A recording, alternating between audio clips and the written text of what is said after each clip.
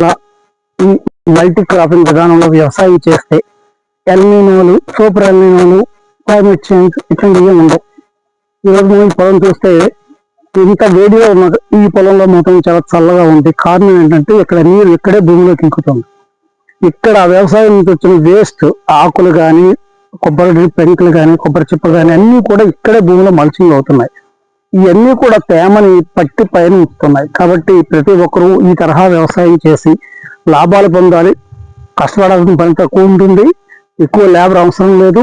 అంతేకాకుండా తరతరాలు దీని నుంచి ఈ పంట తీసుకోవడానికి అనువుగా ఇక్కడ ఉంది. కాబట్టి ఈ విధానాన్ని ప్రతి ఒక్కరూ అవలంబించాలని కోరుతున్నాము.